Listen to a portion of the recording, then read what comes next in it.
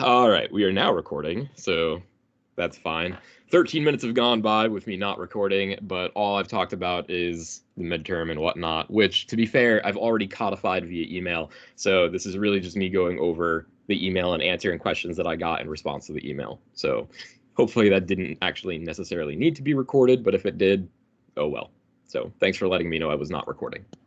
But again, I'm going to go ahead and assume that everybody's okay with, how to handle midterm corrections and what to do moving forward.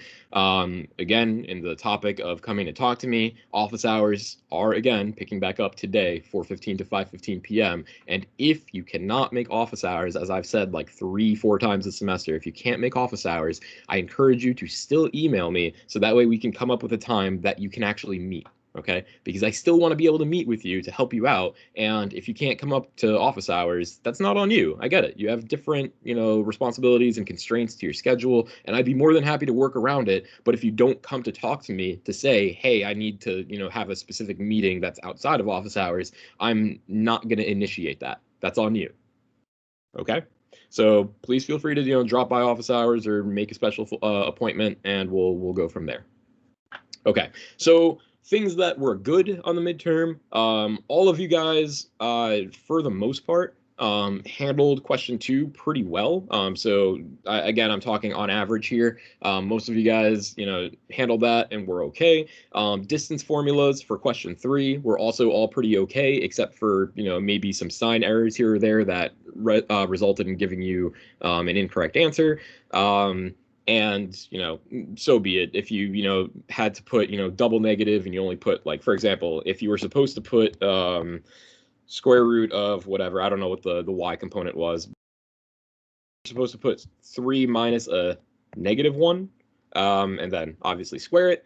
Some of you just forgot to put -1 there. So, you would have had 3 minus just the +1, and that would have totally changed your answer, right? Because 3 minus a -1 means 3 plus 1, and that gives you 4 squared, whereas 3 gives you 2 squared. So obviously that's going to change your answer substantially. So again, not including sign errors, which were hit or miss. That's okay. Which I only took off like 1.4 if that was the case. Generally question 3 went pretty well. As far as part B, I do want to really talk about this. Some of you guys tried explaining part B of that. So part B of question 3 was verify that triangle ABC was a right triangle. So we had triangle, and this isn't drawn to scale, but we had triangle ABC, and it said verify that this is a right triangle, right? Okay, so 2 things that I saw wrong with this. One was just flat out wrong, which is some of you guys just tried explaining it with words, which honestly, you can't.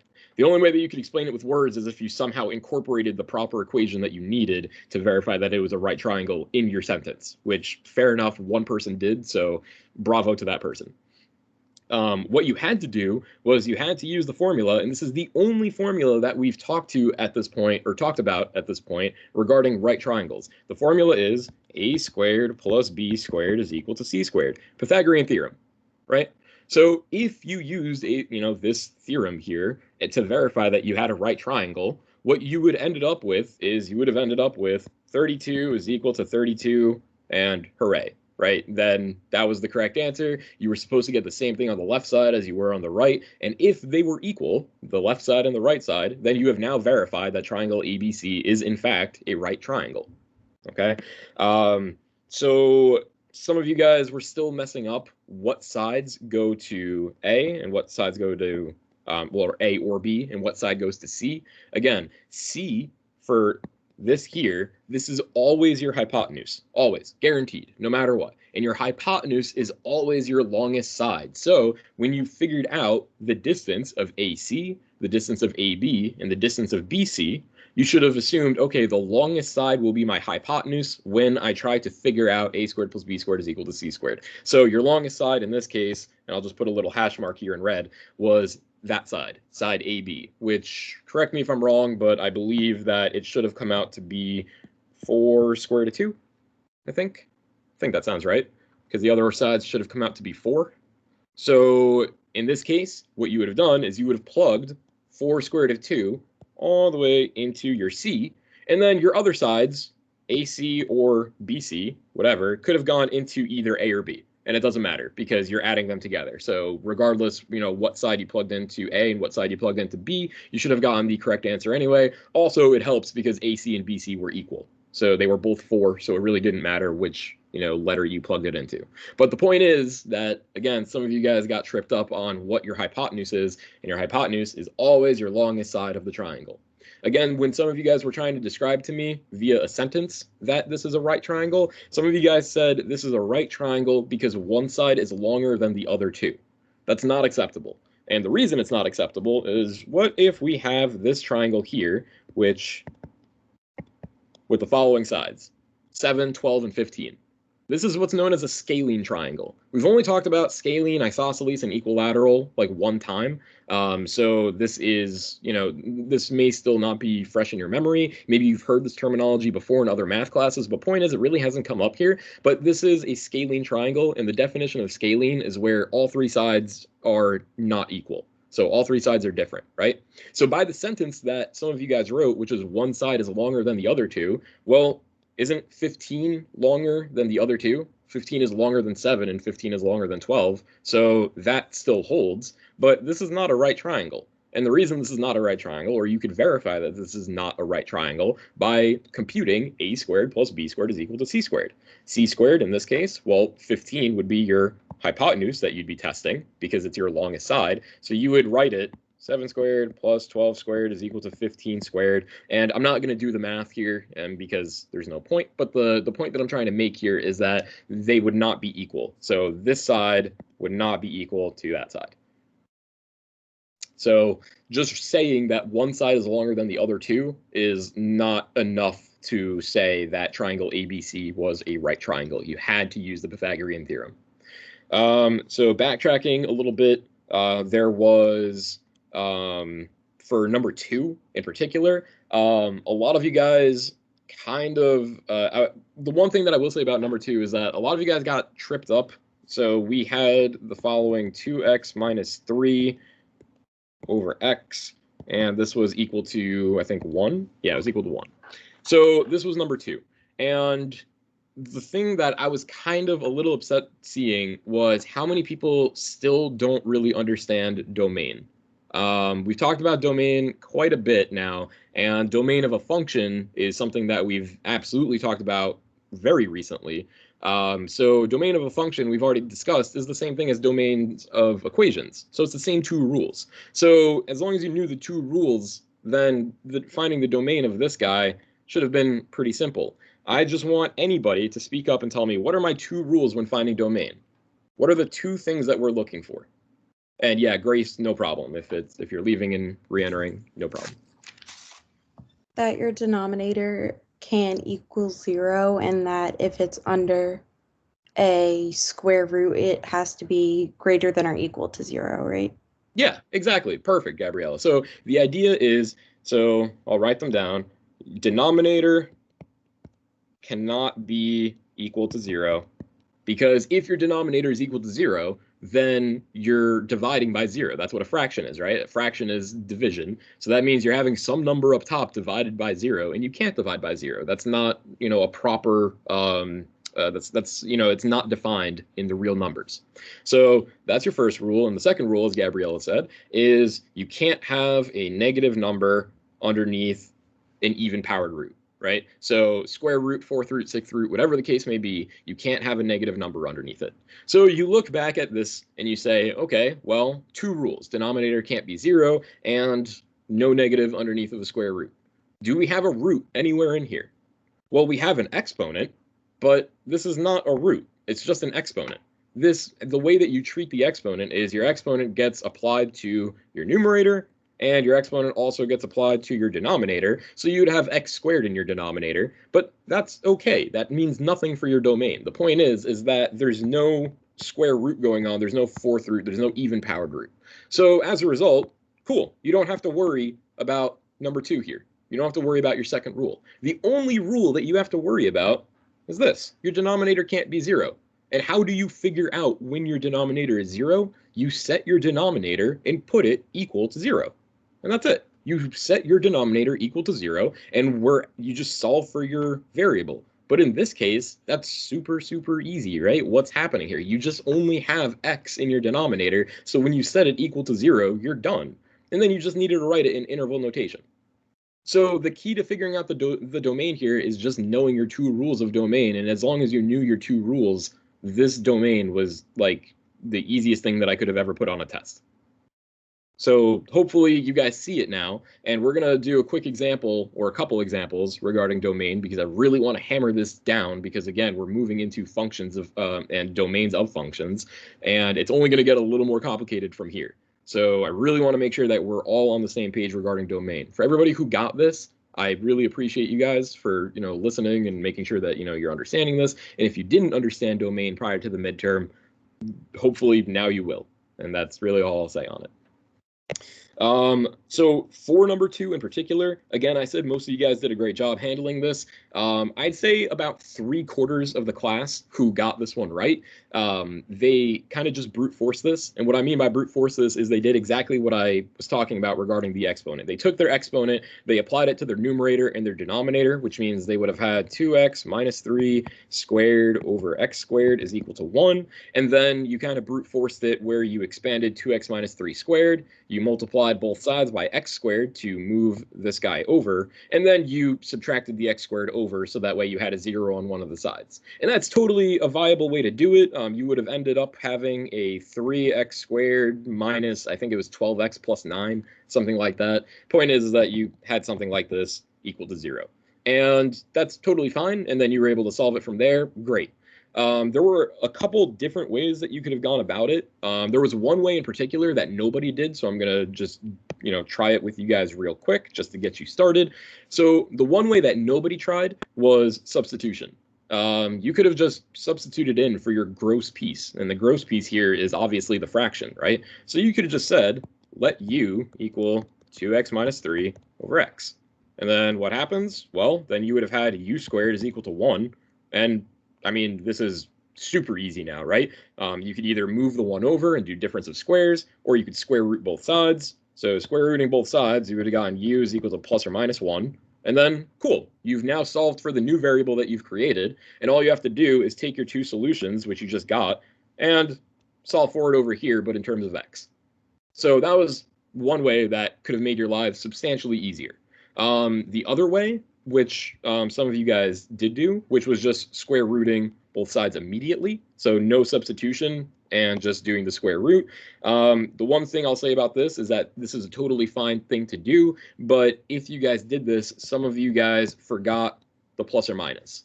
And forgetting the plus or minus means that you forgot one of your solutions, because that means that you only implied that 1 was positive. So you would have only had plus 1 instead of plus or minus 1, and then you would have only gotten one solution as a result.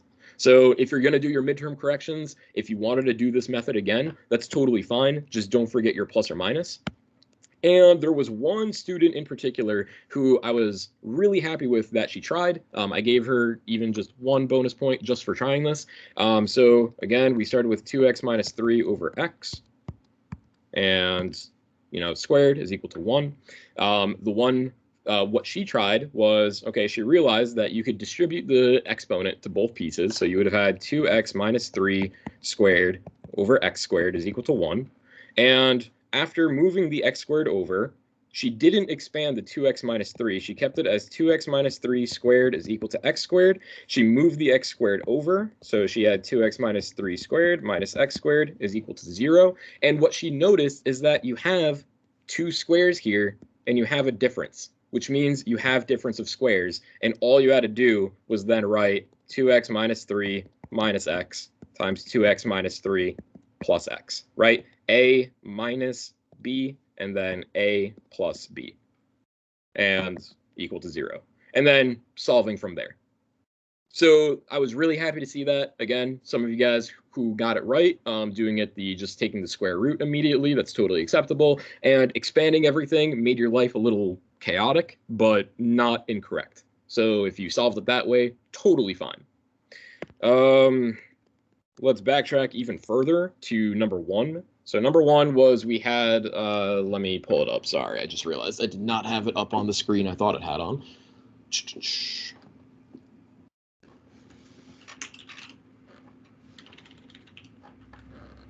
Okay, so number 1 was x cubed minus 9x is greater than or equal to 0. So this was the one that you guys first started with, or that you may have come back to, whatever the case may be. So with this, how do you handle this? Well, I specifically said, I gave you guys the hint, solve this with test points. And the reason that I gave you the hint is because, I don't know, I was feeling nice. I'm not sure, whatever the case may be. But the point is that I wanted you guys to remember, oh yeah, okay, so this is an inequality. We have, some polynomial in inequality. Then we know we have to use test points.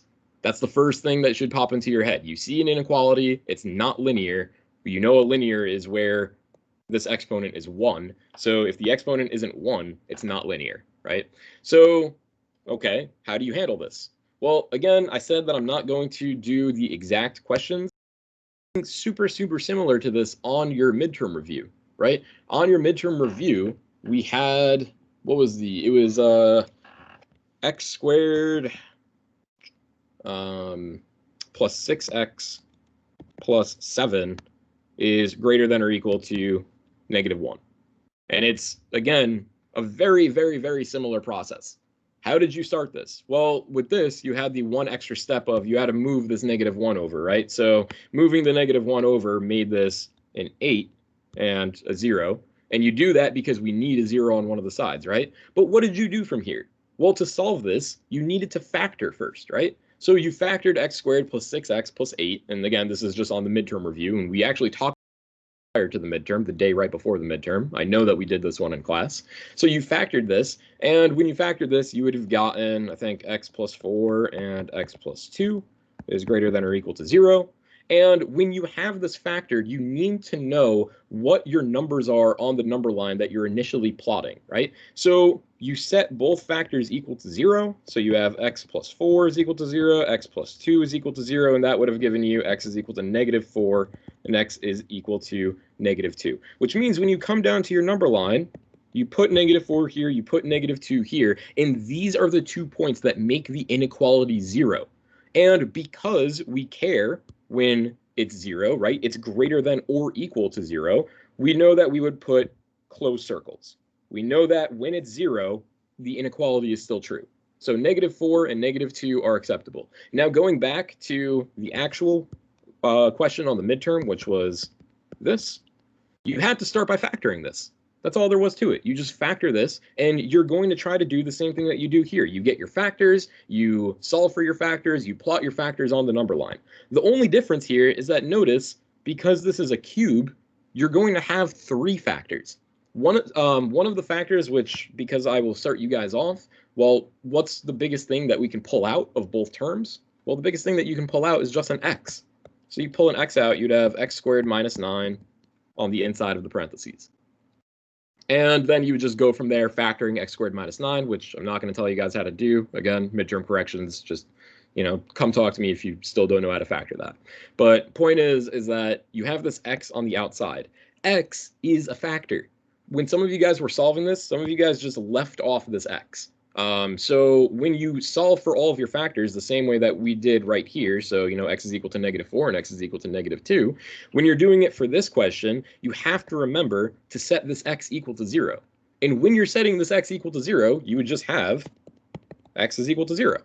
And that's it. That's one of the points that you're putting on your number line because 0 is a factor. What happens if you plug 0 in? Well, plugging 0 in, you got 0 cubed minus 9 times 0. And minus 9 times 0 is still 0, so you have 0 minus 0, and that's 0, right? So plugging 0 in is one of the points that you would have 0 is greater than or equal to 0. So this was absolutely a factor. And I'm only going over this because, again, I'd say 2/3 of the class missed this factor. So x is equal to 0, you can't forget this, and please don't forget it when you're doing your midterm corrections. You'd get 2 more factors coming from the x squared minus 9 piece, and then when you're doing your number line, you'd have 0 and then whatever your other 2 factors are. And then again, because you're solving this via test points, what are test points doing? Test points are testing each interval between your factors. So that means you're going to be testing an interval here, 1, 2, 3, 4 intervals.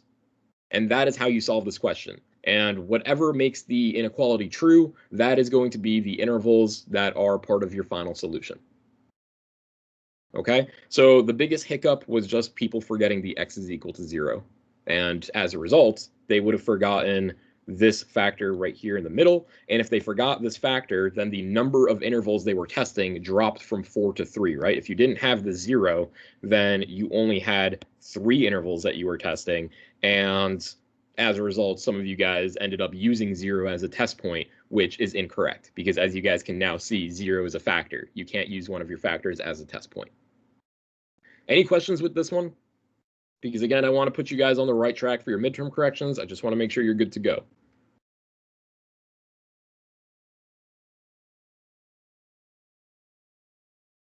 Yes, Deborah. I don't think you just said that we can't use 0 as the test point.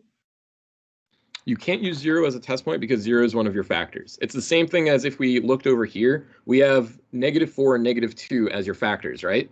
You can't use -4 as a test point because it's not between the intervals. It's it's not in the interval that you're testing, right? We'd be testing this guy, we'd be testing this guy, but -4 is what separates the two intervals. Okay. So same thing. But 0 has to be on. No, go ahead. Finish your thought. 0 what? The number line, right? Yeah, 0 absolutely but has 0 to be on the number line. Okay. Yep, because x is equal to 0 is one of your factors. Again, notice how we had -4 and -2, and we plotted those on our number line. Well, that's because we only had 2 factors. If we had a third factor for this question, then we would plot that third factor also on the number line. Same thing over here, right? You're going to end up with 3 different factors. 0 is one of them, so you can't forget to put 0 here. And because we care about when you get 0, right? It's greater than or equal to 0, then you know that you have a closed circle. You are including that as part of your solution. Okay, any questions on this? Okay. So we talked about numbers 1 through 3. Number 4 was, what was number 4? Number 4 was the absolute value one. So for this one, there's really not much to be said for parts A and B. Either you knew your absolute value rules with an inequality or you didn't. The rules are as follows, right? If you have your variable and whatever gobbledygook is also inside your absolute value, that's just going to come with your x, right? But the base case here is you have your variable, and if it's less than or equal to some number, then you just you make a compound inequality with the negative version of that number on the left and the positive version of that number on the right. And notice you're keeping your signs the same, right? And then you would just solve this compound inequality. Some of you guys went about this in slightly weird-ish ways, which I'm not really sure where you were getting it from. So, for example, the question as it was written was the absolute value of 6 minus 3x is less than or equal to 9. So some of you guys kind of ended up writing 4 cases when there's really only 2. And I'm not sure where you're getting this because I know for a fact that I've never taught it this way. So some of you guys were writing, okay, you would have 6 minus 3x being greater than your -9, which that's correct, right? That's the left-hand side of that compound inequality. So that's okay. But then you also wrote 0 is less than or equal to 6 minus 3x, and you got like 2 is greater than or equal to x, or whatever the case may be. I'm not sure why or where you're getting the 0 from, because 0 has nothing to do with the 9. And that came up on like 4 exams. And so I'm not really sure what's going on there, but it sounds like there's a little bit of confusion. And if you did that, I'm very curious as to why you did that. But point is that they wrote something like that. There was also, the other case, which was the correct case, which was you set whatever was, inside your absolute value to be less than or equal to the positive version, which again, notice how this is just the right side of the compound inequality. When you write your compound inequality, it would have been this, right? So notice how this piece is the left-hand side and this piece is the right-hand side. So if you split it up into two different inequalities, that's fine. And I didn't take any points off for that because it's still technically correct. But, you know, if you just set it up this way, it would have saved you a lot of trouble. And then again, as a result, I also saw this. So 6 minus 3x is less than or equal to 0. And again, no idea where this is coming from. If you did this, this was like if you got those two things here, that's just incorrect. It's just flat out wrong. I don't know where the zeros were coming from, and I would love some insight as far as where you thought you needed to do that. But point is that as long as you got the circled pieces here, you would have been able to solve for the inequality. Okay, so the idea here is when you have your absolute value, your variable inside the absolute value, and it's less than a number, you set it up to this compound inequality. If you had the alternative, though, if you had 6 minus 3x is greater than or equal to 9, well, this was part C, right? And I said, what would the interval solution be? What would the solution be if you just flipped the sign?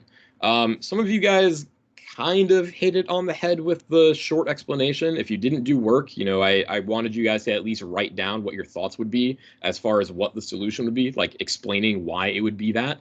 Some of you guys kind of just missed it entirely. So if you missed it entirely, I just recommend just doing the workout in in the corrections, because you might not see the pattern immediately. But to solve this, if you wanted to, actually just do the workout, well, all you're doing is your first case, you keep it exactly the same. This is your positive case. And your negative case is you make it negative, you make the right-hand side negative, but you flip the sign. Okay, so a lot of people remembered to do the negative, but they forgot to flip the sign as a result. And if you did that, then you got an incorrect answer, and, not much to be said about that. So just remember that for greater than a number, you have two different inequalities where one stays the same, just dropping the absolute value, and one is the negative version and you flip the sign. And then if it's less than a number, you just have the compound inequality. I'm not going to really talk about number 5 because number 5 was either you understand what's going on or you didn't. This was quite literally just taking values in and plugging them into an equation that I gave you, right? The equation was area is equal to length times width, and I gave you the area. There was a lot of confusion for, some people as far as what you were really solving for. The area was given to you. The area was 12. You were supposed to solve for length and width. So if you solved the entire thing, so the length was x minus 1 and the width was 2x. If you solved for x, and stopped at just solving for x, I took a point off because you're not done. Solving for x is not the answer. The answer and the directions were to find length and width. So once you found x, you had to plug x into x minus 1, and you had to plug x into 2x, and that would have given you the answer to length and width. Okay? But notice how I set this up. All I did was followed the equation, right? The equation was area is equal to length times width. You were given the area, which is 12, and length was described as x minus 1, width was described as 2x. So by this formula that was given to you, you just had to multiply them. And multiplying them gave you a quadratic, and this was really not that hard of a quadratic. In fact, we've even done this quadratic over the course of this class. So if you had trouble with this, I imagine most of your trouble was just in the setup, and hopefully now you understand how to do this for your midterm corrections. And last but not least, number 6. Number 6 was the lines. So this was, you were given two lines, which I'll write here. You had 5y plus 3x minus 10 is equal to 0. So this was line 1. And line 2, you had 6y minus 10x plus 6 is equal to 0. Okay, so for this, you had two parts, right? Part A was find the intercepts, and part B was figure out if the lines were parallel, perpendicular, or neither. Okay, so let's talk about the intercepts first. How do you find an intercept? Anybody, please speak up. How do you find, we'll specifically say, how do you find an x-intercept?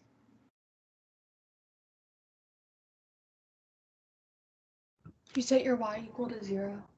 Yeah, exactly. You set y equal to 0. If you're finding an x-intercept, you set the opposing variable equal to 0. So for line 1, just for an example, for line 1, if you're trying to find the x-intercept of line 1, you're setting y equal to 0. So that means 5 times 0 plus 3x minus 10 is equal to 0. 5 times 0 just drops out, right? You don't have to do anything with that, so that's gone now. And now you just have 3x minus 10 is equal to 0. You add 10 to both sides, you get 3x is equal to 10, and now you just solve for x, right? And now you have found your x-intercept. I did not specify that you had to put it in an ordered pair form. So if you found x is equal to whatever the number is at this point, and you just left it as that, I didn't take any points off. But always know that if I ask you specifically to put the intercept in an ordered pair form, because this is an x-intercept, you would have something for your x value, whatever your x value came out to be, and then 0 for your y. Again, this corresponds directly because we're setting y to be 0. Okay, so if you wrote it as an ordered pair, congrats, that's great. I'm happy you understand it. It wasn't asked for. If you left it as just x is equal to whatever, I accepted that, or y is equal to whatever when you were finding the y-intercept, totally acceptable. And now for part B, there was quite a bit of confusion. You were just seeing if the lines are parallel, perpendicular, or neither. What are our definitions for parallel and perpendicular? And I'm not talking about, specify an actual definition about, being straight, never intersecting. Our definitions in this class are based purely off of slope. So what is parallel in regards to slope? If two lines are parallel, what does that mean? Somebody other than Gabriella. Sorry, Gabriella. It's just you've answered every question so far. I want somebody else to help me out. Yeah, It's Aline, equal slope, right? That's perfect. Yeah, so for parallel lines, that means the slope of both lines is equal. So that means M1 is equal to M2. If they're not equal, they're not parallel. So all you had to do was find the slopes of both lines, and to find the slope of both lines, you had to put it in slope-intercept form. That's where you solve for y. That's where y is by itself. So if you've solved for y, whatever the coefficient is in front of x, that's going to be your slope. Okay, so you do that for both lines and you compare the slopes. If they're equal, then they're parallel. If they're not equal, then they're not parallel. And as a spoiler, it could only be one or the other. Either it's parallel or it's perpendicular. There was one person in particular, and I'm not calling you out by any means, but again, it shows that there's a little bit of miscommunication here. Somebody put that, it was both parallel and perpendicular, and I can't see how you arrived at that conclusion, because if something is perpendicular, that means it can't be parallel. That means the lines are intersecting, right? And they're intersecting at exactly a right angle. That's what perpendicular means. But if you wrote that they're perpendicular, then that immediately excludes that they're parallel. So writing both was not correct. And I'm sorry, I had to take points off if you wrote both. So perpendicular, the definition, Aline, since you gave me that they're equal slope, can you also give me the definition of perpendicular?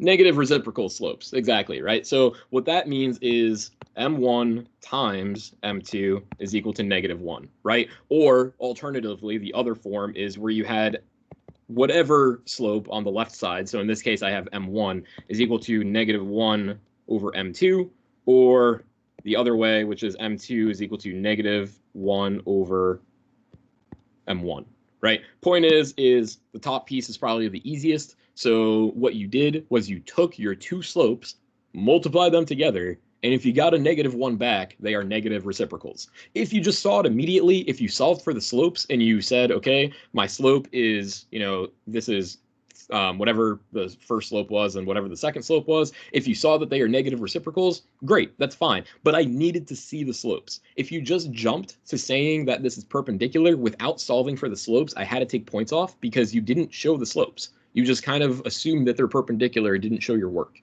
So on your test corrections, make sure that you're actually solving for the slopes, so that way I can see, oh yeah, they actually are negative reciprocals, or they're not negative reciprocals if they're not perpendicular. Okay, because I'm not gonna absolutely tell you the answer here, but I will let you know it's either parallel or perpendicular. The answer was not neither. Okay, so this should get you started for your test corrections if you haven't already gotten started. The bonus, I will put a solution up on Blackboard if you would like to see it. So I will just throw that up on there, but all it was using the definition of odd numbers, which I included as a hint for you guys to get started.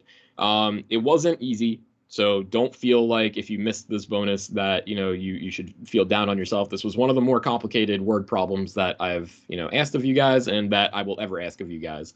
So that's why it was a bonus. I just handed out points just for trying. So if you set it up, just for setting up, I think I gave you +1 or +2, depending on how far you got. And then obviously if you got all the way through, then you got all 5 points. So congrats to anybody who made it all the way through. I think there were 2 of you in total. And then for anybody who just got to the setup of it, you just got points just for, trying.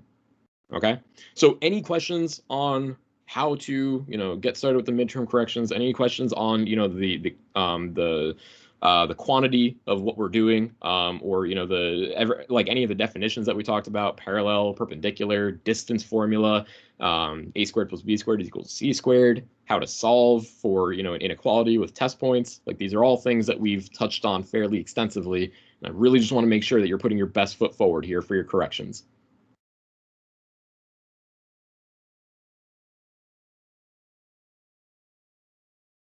Okay, so if no other questions, then it's 11:49. We're ending. I will give you back 1 minute to your day. So enjoy the rest of your day. I'm going to end the recording here. And once again, office hours, 4:15 to 5:15. I know I have a couple people coming for a makeup for the last quiz. So please feel free to just swing by. I will get you started with that. And anybody else, feel free to just come by if you have any questions for literally anything across the semester, including the project packet. Don't forget about the project packet. Have a good one, guys. I will talk to you next time, and lecture will be up later today.